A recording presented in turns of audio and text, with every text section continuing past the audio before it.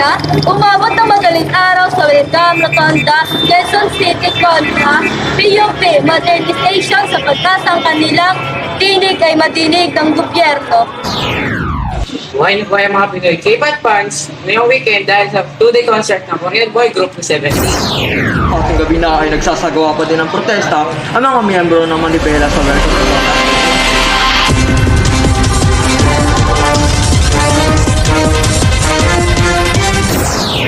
Magandang umaga bayan, narito ang sinisingit, naghatid ng bago at napapanahong balita ang ilalatag sa umaga ito. Ang jeepney phase out ay nalalapit na, umabot ng madaling araw sa Welcome Rotonda, Quezon City kontra PUP modernization sa pagkasang kanilang tinig ay madinig ng gobyerno. Mga TV lang patuloy na ipaglaban ng kanilang pangkabuhayan. Ayon sa grupong Manibela, masusundan pa ang mga petsang ito sa susunod na mga araw. Naapektuhan ng protest caravan na ito ang mga motoristang dumadaan sa mga malapit na kalsada dito.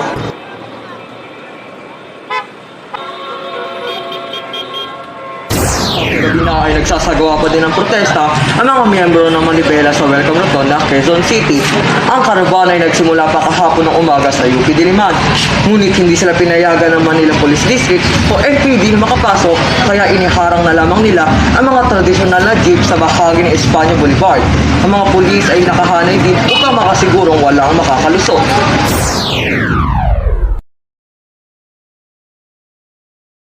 Sumasang-ayon ka ba sa jeepney phase out? Para sa akin po, hindi. Kasi syempre yung mga pagkasamit na as a student po, nakabudget lang po ang allowance. Kaya mahirap din po sa aming mga students sa community. Maraming salamat sa iyong pag-uulat, Benjamin. Samantala, presyo ng galunggong patuloy pa din ang pagtaas dahil sa mababang supply nito. Narito si Ann, iulat, Ann.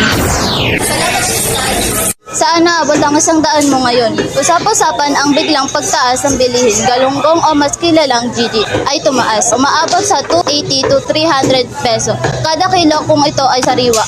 Karamihan sa pamili ay mas pinipili ang ibang isda kaysa sa Gigi. Upang makatipid, mapa-frozen man o sariwa. Ayon sa Department of Agriculture ay posibleng bumaba ang presyo ng galunggong pagdating ng Marso. Ayon kay Agriculture Secretary T. Laurel Jr. na baka bumalik sa 230-150 peso ang presyo ng galunggong Marso. Marso daw ang galunggong season kaya mas marami daw ang supply. Maraming salamat. Samantala, ilang bakery ang nagtaas presyo sa pandesal. Mula centavos na ngayon, 2 hanggang 3 piso tinaas kada peraso. Naintindihan naman raw ng ilang mamamayan kung sakaling tumaas ang presyo. Dahil nga, tumataas ang sangkap para sa tinapay. Ilan sa mga panaderya ay niliitan ng tinapay at hindi na tinaas ang presyo. Pero sa iba naman ay nakipagsabayan sa pagtaas ng bilihin. Yung iba nga ay dumidiskarte na lang para may makain. At ayan ang balita ngayon umaga. Nagbabalik sa'yo, Crystal. Maraming salamat, Ann. Susunod, balitang showbiz ang aming ihahatid.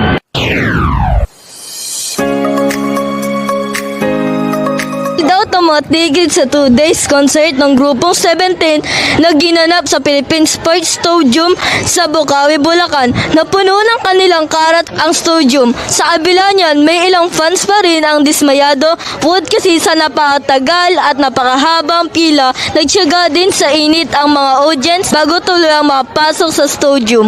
May mga upuan din daw bumigay. Thankful naman ang 17 sa Filipino Karats kasunod ng concert. Masipag, matalino at madiskarte.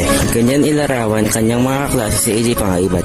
Bukod kasi sa pag-aaral ay nagbebenta siya ng mga homemade na pagkain tulad na lamang ng turon, dynamite at banana Q. Aming interview ang ilan sa mga kanyang kaklase. Pangalik si Vistinyo! Buhay na buhay ang mga Pinoy K-pop fans ngayong weekend dahil sa 2-day concert ng Korean boy group na 17. Sunod, kwento ng isang estudyante sa Community of Learners Academy of San Jose o Class A ating tuklasin. Isang estudyante sa klase na pamangha ang marami bukod kasi sa pag-aaral ay sinamahan niya ito ng diskarte. Gusto ko lang po talaga ay maranasan ko pong gumastos ng pera na galing sa pagod.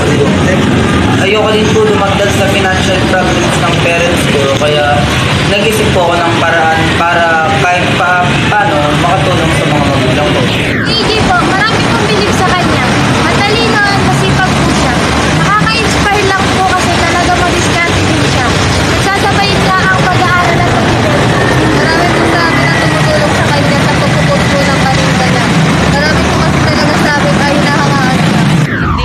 magtatapos sa balita.